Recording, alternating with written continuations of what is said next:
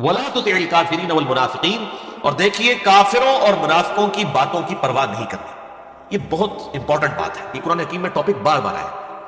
چاہے کوئی شخص کتنا ہی نیک کیوں نہ ہو، بہرحال دنیاوی اعتبار سے جب اسے دعوت و تبلیغ میں تکلیف سے گزرنا پڑتا ہے تو ایسے لفظات انسان کے اوپر آ جاتے ہیں. کچھ تو اس پہ خود آتے ہیں اور کچھ جو اس کو سمجھانے والے ہوتے ہیں نا، وہ اس کو اس قسم کی مت دے رہے ہوتے ہیں، یار تیرے چھوٹے چھوٹے بچے نے کیا ہو گیا، تو اللہ دے بندے تو ٹھیکا لے دین دے کام دا. پوری دنیا جنہوں پتا ہے، لوگوں کو پتا ہے نماز پڑھنا نہیں پڑھ دے رہے. اب یہ اتنا خطرناک کھیل لوگ کھیل رہے ہوتے ہیں کہ ہم اگر یہ دعوت لے کے کھڑے ہوئے ہیں تو ہم اپنے بھی آپ کے اوپر کھڑے ہیں کیا؟ نہیں. نبی علیہ السلام صحیح مسلم میں حدیث ہے کہ مومن وہ ہے جب برائی دیکھے تو ہاتھوں سے روکے. ہاتھوں سے نہیں روک سکتا تو کم از کم زبان سے روکے. اگر زبان سے نہیں روک سکتا تو دل میں برا جانے، لیکن دل والے کو ڈھوس کے فرمایا ذالک اضعف الایمان، یہ تو بالکل لولا لنگڑا قسم کا ایمان ہے. کیا ہم زبان سے بھی کسی برائی کو برائی کہنے کے لیے تیار نہیں ہیں؟ اور دل پہ بھی زیادہ عرصہ برائی نہیں رہتی ہے. یہ حقیقت بات ہے. جب زبان سے آپ اظہار نہیں کرتے تو آہستہ آہستہ آپ اس سسٹم کا حصہ بن جاتے. زبان سے کم از کم بات کرنی ہے، گونگا شیطان نہیں بننا. اسلام تو کہتا ہے ہاتھ سے بھی روکنا برائی. کتنے پرسنٹ لوگ روکتے ہیں؟ الٹا جو بیچارہ زبان کے ساتھ لوگوں کو ہدایت کی طرف بلاتا ہے اور بتاتا ہے کہ یار یہ آپ کے ساتھ آپ کے بزرگوں نے ہاتھ کیا ہے، یہ آپ کو غلط دین بتا کے گئے ہیں، دین اصل میں یہ ہے کتاب و سنت میں. اس کو لوگ آگے سمجھا رہے ہوتے ہیں یار تو اللہ کے بندے ایڈا بڑا رسک لے رہے ہیں، لوگ تیرے خلاف ہو جائیں گے. تو یار یہ بات تو آپ نبی علیہ السلام کو اصل میں سمجھا رہے ہیں کہ نبی صلی اللہ علیہ وسلم نے کیوں یہ باتیں کی ہیں جس کی وجہ سے لوگوں نے یہ بات پہنچانی ہے لوگوں تک. ظاہر ہے الحق مر، عربی میں محاورہ ہے، حق کڑوا ہی ہوتا ہے. آپ جتنے مرضی ایسے انداز میں بات کریں، جو حق اور سچ بات ہے وہ چبھ جاتی ہے اگلے بندے کو جس نے بات نہیں مانی. تو اس کا کبھی یہ سولوشن نہیں ہے کہ وہ دعوت سے پیچھے ہٹ جائے. یہ بالکل غلط ہے. اور یہ آپ دیکھیں اتنا بڑا ایشو ہے کہ نبی علیہ السلام کو اسپیسیفکلی اور آپ کے صحابہ کو بھی کہا جا رہا ہے کہ آپ نے بھی جو ہے وہ کافروں کی باتیں نہیں ماننی ہیں، ان کی پرواہ نہیں کرنی. وَلَا تُطِعِ الْكَافِرِينَ، کافروں کا کہنا مت مانو، والمنافقین، اور نہ منافقین کا، وَدَعْ أَذَاهُمْ، اور نہ پرواہ کرو ان کی طرف سے آئی ہوئی تکلیف اور اذیت کے اوپر کہ یار اب جو ہے وہ مجھے تکلیف میں انہوں نے ڈال دیا ہے تو اب میں جو وہ دین کا کام چھوڑ دوں یا میں بیک فٹ کے اوپر چلا جاؤں. دیکھیں شعبہ ابی طالب کے اندر نبی صلی اللہ علیہ وآلہ وسلم کو 3 سال تک کس طرح گزارا کرنا پڑا ہے. بخاری مسلم میں آتا ہے، سعد ابن ابی وقاص کہتے ہیں کہ 3 سال تک ہماری حالت یہ تھی کہ ہم پتے کھا کے گزارا کرتے تھے، اور جس طرح بکریوں کو مینگنیاں آتی ہیں نا، اس طرح ہمارے ساتھ معاملہ ہوا کرتا تھا. تو کیا انہوں نے دعوت کا کام چھوڑ دیا؟ اور پھر میں اس سے اگلی بات کروں گا کہ 2.25 ارب، یہ چلے احتیاطاً 1.5 ارب مسلمان ہیں. 1.5 ارب مسلمانوں میں ایک مسلمان میں بھی ایسا نہیں ہونا کہ جو نر بن کے صحیح طریقے سے بات کرے اور کھڑا ہو جائے مخالفت کے لیے ان باطل لوگوں کی کہ جنہوں نے دین کا جنازہ نکالا ہوا اور وہ یہی سمجھتا رہے کوئی اور کام کرے گا. بھئی کون کرے گا کام؟ جس کو سمجھ آئے گی وہ کرے گا. کیا ہم اللہ تعالیٰ کو یہ جواب قیامت الدین دے سکتے ہیں؟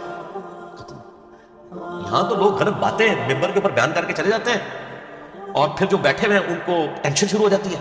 وہ اپنی ٹینشن ریلیز کرنے کے لیے انجینئر صاحب کو فون کر دیتے ہیں، وہ جی آج فلاں مولوی صاحب نے ممبر کے اوپر یہ بات کر دی ہے.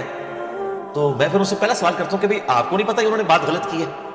کہتے نہیں پتا ہے. تو ساری دنیا کی مصیبتیں ان کا بوجھ میں نہیں اٹھانا اکیلے بندے نے.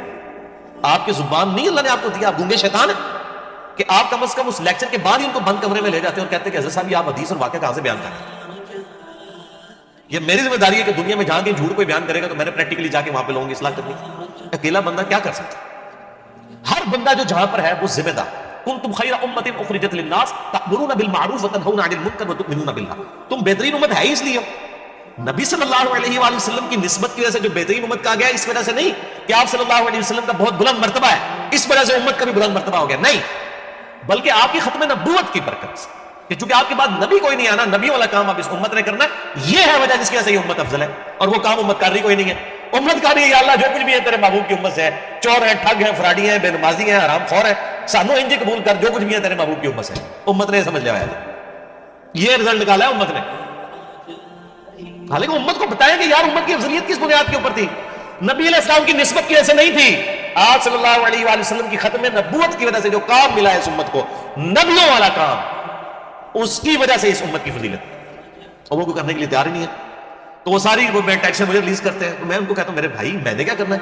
میری 1 لاکھ فوٹو کاپیاں کرا لو پھر، تو جگہ جگہ بانٹ دو. نہیں، آپ جدھر ہیں غلطی دیکھتے ہیں ایسے طریقے سے آپ ہائی لائٹ کریں. آپ کو ٹینشن ہوتی ہے بجائے مجھے فون کر کے آپ خود اس کی اصلاح کرنے کی کوشش کریں، کم از کم اس سے پوچھ لیں. وتوکل علی اللہ، اور توکل اللہ پر کیجئے. وکفی باللہ وکیلا، اور اللہ آپ کے لیے کارساز کافی. دیکھ لیں کیا ایک وہ حالت ہے کہ ایک شخص سیدنا ابو بکر صدیق رضی اللہ تعالیٰ عنہ علیہ السلام کو لے کے آپ صلی اللہ علیہ وآلہ وسلم رات کے اندھیرے میں مکے سے نکلتے ہیں، اپنے بستر پر سیدنا مولا علی رضی اللہ تعالیٰ عنہ علیہ السلام کو لٹا کے جاتے ہیں کہ مانتے واپس کر کے آ جانا. اور راستے میں جاتے ہوئے جو ہے وہ آپ رضی اللہ تعالیٰ عنہ جو ہے وہ کیا سوچ رہے ہوں گے جب غار ثور کے اندر جو سورہ توبہ میں ذکر آتا ہے کہ جب تم دونوں غار میں تھے اور تم اپنے ساتھی سے کہتے تھے غم نہ کرو اللہ ہمارے ساتھ. اس حالت میں جب آپ مکے سے نکل رہے ہیں اور یہ یکم ہجری کا واقعہ اور 8 ہجری میں 8 سال کے بعد آپ صلی اللہ علیہ وآلہ وسلم فاتح کی حیثیت سے وہاں پہ داخل ہو، اور جب مکے سے نکل رہے ہیں سراقہ ابن جوشم، سراقہ ابن مالک جو مخبری کرنے کے لیے آیا اس کا گھوڑا دھس گیا،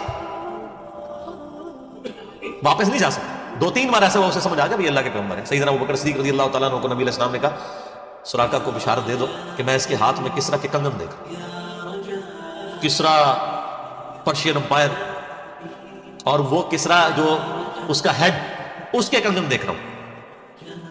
اس وقت تو سراقہ نے بھی سوچا ہوگا کہ اپنی جان بچا کے رات کے اندھیرے میں یہاں سے جا رہے ہیں اور مجھے کہہ رہے ہیں کہ پرشین امپائر گرے گی اور اس کے کنگن میرے ہاتھوں میں ہوں. اور پھر سیدنا عمر فاروق رضی اللہ تعالیٰ عنہ علیہ السلام کے دور میں وہ وقت آیا. سیدنا عمر نے بلا کے پھر سراقہ کو وہ پورا کسرا کا لباس پہنایا اور اس کے بعد کہا اتار دو، یہ مومنین کا مال ہے. انہوں نے سمجھا یہ مجھے گفٹ ہو گیا. انہوں نے کہا نہ، نبی علیہ السلام نے صرف کہا تھا دیکھا ہے بس اتنا، اس سے زیادہ نہیں، یہ مومنین کے بیت المال ہے.